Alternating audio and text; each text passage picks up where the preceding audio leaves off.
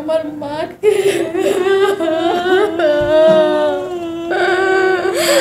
নির্মমভাবে কুপাচ্ছে। শিমুল chairman cigarette টানতেছে আর এমন এমন করতেছে। আমার চোখের সামনে আমার মা ভাই বোনকে মেরেছে। আমি তার কিছু দৃশ্য আপনাদের সামনে বলি, আপনারা শুনেন।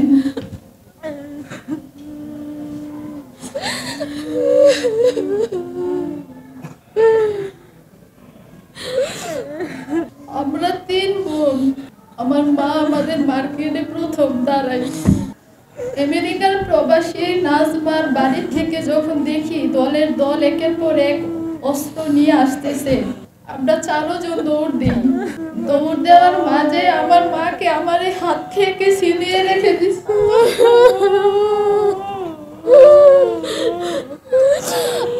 আমরা দৌড়ে গিয়ে আমরা কোনো রকমে ঘরে পালাই। আমি আমার ছোট বোন আমার চাচার ঘরে পরে দরজার নিচের দিকে তাকিয়ে দেখি আমার মাকে নির্মমভাবে কুপাচ্ছে। শিমুল চেয়ারম্যান সিগারেট টানতেছে আর এমন এমন করতেছে। আমার মাকে এত পাতারে কুপিয়ে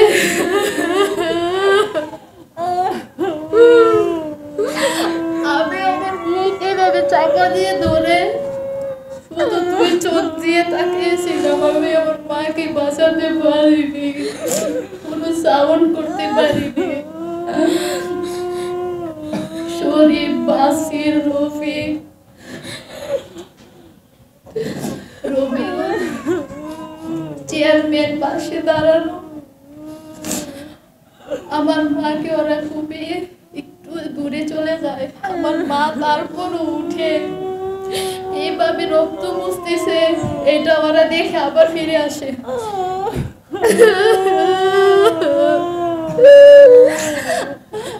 শিমুল চেয়ারম্যান একটা ইট দিয়ে আমার মার মাথাটা শেষে ফেলে। আমার কিচ্ছু করার ছিল না, আমি শুধু 2টি চোখ দিয়ে তা দেখছি। এমন নির্মমভাবে মানুষ মানুষকে মারতে পারে আমার জানা ছিল না। আমার মাকে মারার পর আমার ভাই আসে। আমার ভাই বাড়িতে ছিল না। আমি আমার ভাইয়ের প্রথম ফোন দিয়েছিলাম যে ভাইয়া গন্ডগোল হইতে পারে, তুমি আসো। এর কিছুক্ষণ পরই আমার কাকা এবং আমার চাচিরা বলতেছে তোরা সাউন্ড করিস না, তোদেরকেও মেরে ফেলবে। এমনি শুনতেছি আমার ভাইয়াকে মার্কেটের ভিতরে ধরছে। আপনারা লাস্টটা মনে দেখছেন একটা সিঁড়ির নিচে। আমার ভাইয়ের মোটরসাইকেল যখন স্টেশন যায়, আমার ভাইকে এভাবে বলতে হাতে একটা কুপের চিহ্ন আছে, আপনারা দেখেন। আমার ভাই মোটরসাইকেলের গিয়ার খুব স্পিডে বাড়িয়ে মার্কেটের ভিতর চলে যায়। আমার ভাই হতো ভাবছে আমার মা বোন বাড়িতে আছে। আমার ভাইয়ের গাড়িটা ভেঙে আমার ভাই, আমি শুনতেছি আমার ভাই বলতেছে আমারে কেড়ে ফেলোস, আমি তো কিছু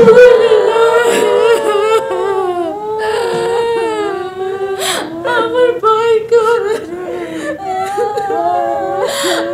আমার ভাইয়ের মতন এত ভদ্র এত সুন্দর ছেলে 10টা গ্রামও পাবেন না আপনারা।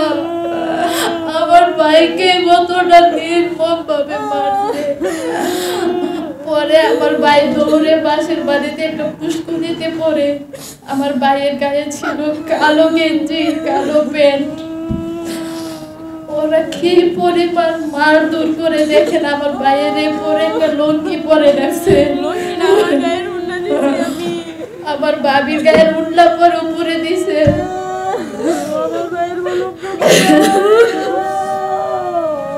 আমার ভাইকে উলঙ্গ করে ঘুমাইছে। লাস্টে বাসিরে শিমুল চেয়ারম্যান দাঁড়ানো, লাস্টে বাসির শরীর ওরা মিলে আমার ভাইকে একটা কুড়াল দিয়ে মাথার মধ্যে এইভাবে কুপতে।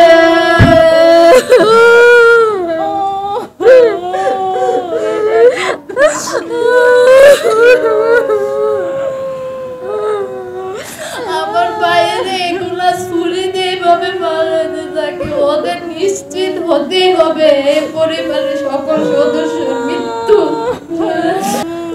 চাইয়া দেখি হায়দ্রাবাদের সোহেল মেম্বার, শিমু চেয়ারম্যান, শরীফ, বাসির, রফিক, বাবু যারা আছে, আমি এখন সব নাম বলতে পারবো না। সবাই আমার কাকার করে হামলা দেয়, এই দরজা খুল, এই করে দরজা দেওয়া কেন, এই ঘরের মতো বাকি সদস্যরা আছে।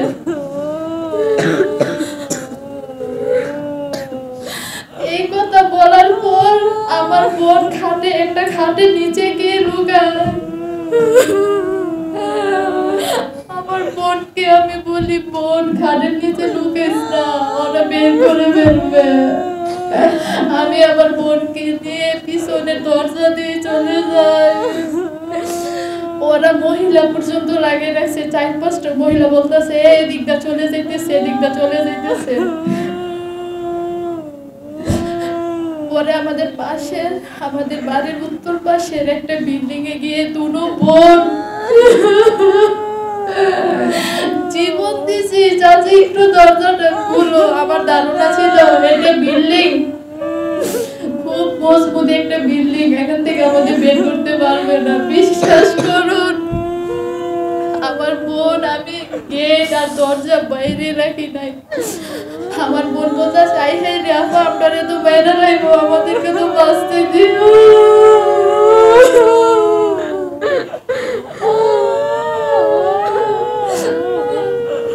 এই কথা বলার পর আমি আমার বোনকে বলছি, বোন, আমার যে বোনটা নিহত জোনাককে, বোন তুই একটা গোয়াল ঘর আছে, এটাতে তুই লুকা। একটা ছোট গোয়াল ঘর ছিল, আমার ধারণা ছিল এই গোয়াল ঘরে লুকালে আমার বোনকে দেখবে না। আমি আমার বোনকে দিয়ে আমি আবার ওদিকে একটা দৌড় দিই। আমার ধারণা ছিল ওরা আমাকে লক্ষ্য করুক, আমার বোনকে না দেখো। কিন্তু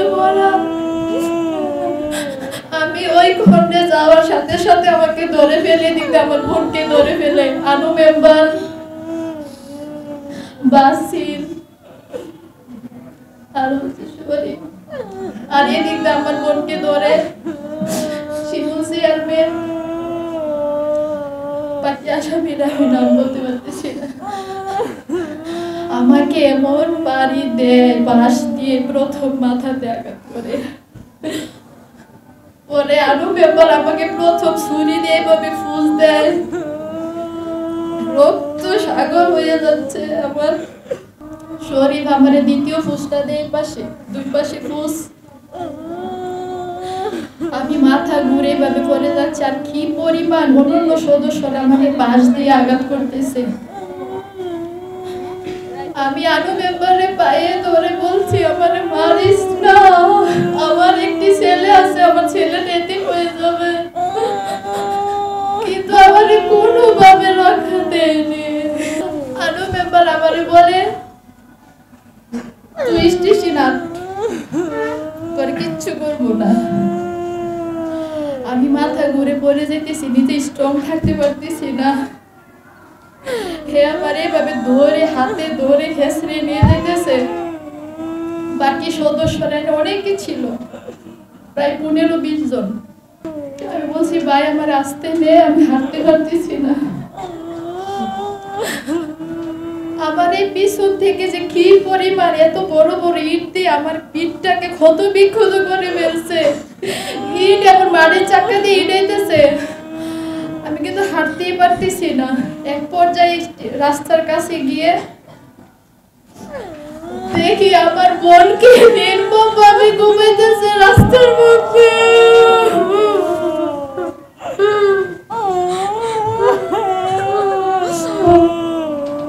তারপর আবার আরেকটা ছুরি দিয়ে এইভাবে ফুঁসতে।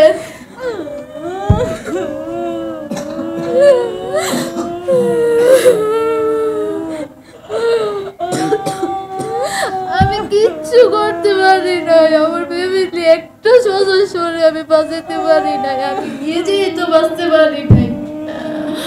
আপনারা হয়তো গণমাধ্যমে বিভিন্ন ইয়াতে দেখছেন, আমি একটি পানির খাল পার হয়েছি। যখন আমাকে এখানে লাস্ট বুকটা দেওয়া হয়, আমি খালের মধ্যে উল্টে পড়ে যাই। পানিতে পড়ে যাওয়ার পর আমার একটাই প্রশ্ন আসছে, আমাকে যেভাবে হোক বাঁচতে হবে। পুরা খালের পানি রক্ত লাল হয়ে গেছে। আমি আমার পর্যাপ্ত পরিমাণ শক্তি অর্জন করে আমি হালটা পার হয়ে আমি একটা কচু ক্ষেতের মধ্যে গিয়ে শুয়ে যাই। চিন্তা করলাম ওরা তো আমাকে খুঁজে বের করে ফেলবে, কারণ ওই পাশ থেকে শব্দ আসতেছে, সবাই ওদিক দিয়ে তাই সামনে আছে। আমি একটা নতুন বিল্ডিং নির্মাণ হচ্ছে ওইখানে, অপর সাইড জমির মাঝখানে। আমি ওই বিল্ডিং এ একটা রুমে পালাই, কিন্তু এরা 1 ঘন্টার মতন আমি এই রুমটাতে ছিলাম। ওই রুম রক্তে লাল হয়ে গেছে, আমার গায়ে কোনো ওড়না ছিল না। আমি আমার জামার সামনের পাট দিয়ে এইভাবে একবার ধরি, পিছনের পাট দিয়ে ওইভাবে ধরি, কোনোভাবে রক্ত বন্ধ হচ্ছে না। আমি চিন্তা করলাম, আমি যদি এখান থেকে বের হই, কবে সন্ধ্যার পরে বের হব।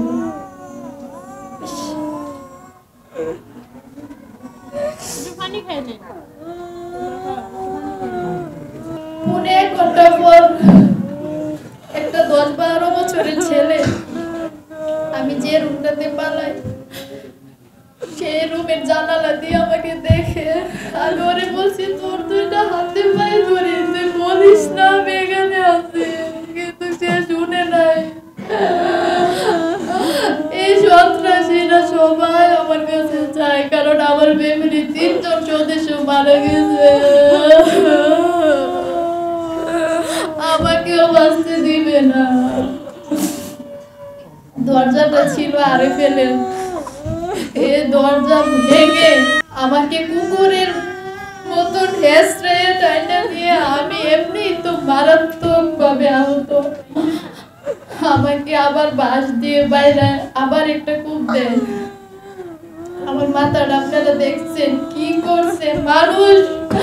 মানুষকে এইভাবে মারতে পারে?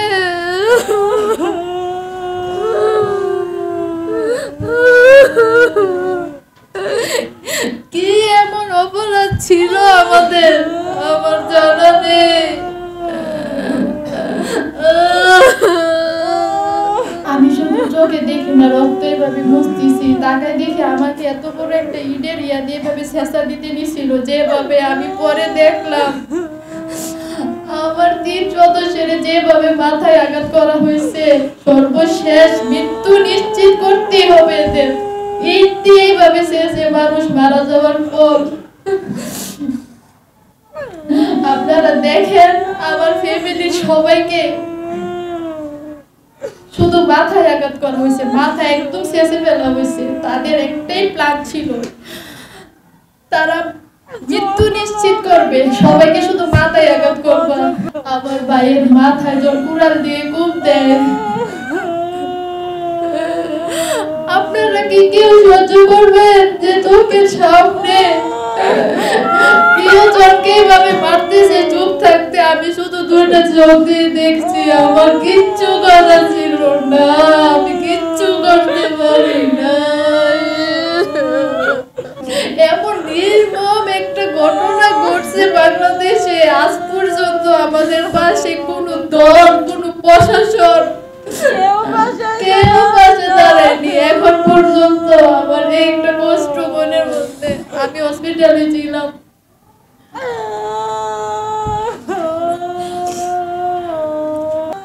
কিন্তু এসব সম্বন্ধে বুঝে না। এই মামলাটা ডিবিতে নিয়ে উনি ওনার মন করার মতো কাজ করতেছেন। আয়ু আমাদের কারো কথা শুনে না, আসামিরা প্রকাশ্যে এলাকায় ঘুরতেছে, উনি কোনো একটা আসামি ধরে নাই। কোনো পদক্ষেপ নেয় না উনি। তারপর আমি 30টার মতো ফোন দিচ্ছি, আমার ফোন উনি ওঠায় না। একজন আসামিকে উনি ধরে না, উনি শুধু বাহানা দেখায় আমাকে। ওই দিন যদি আমি যদি সাথে সাথে কোর্টের পুলিশের কাছে না যেতাম তাহলে ওই দিনই আমাকে মেরে ফেলে। ওই দিন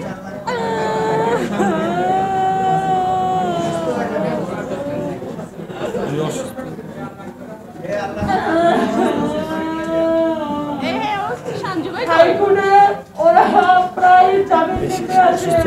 আমি যখন জানতে পারি আমি হাইকোর্টে গিয়ে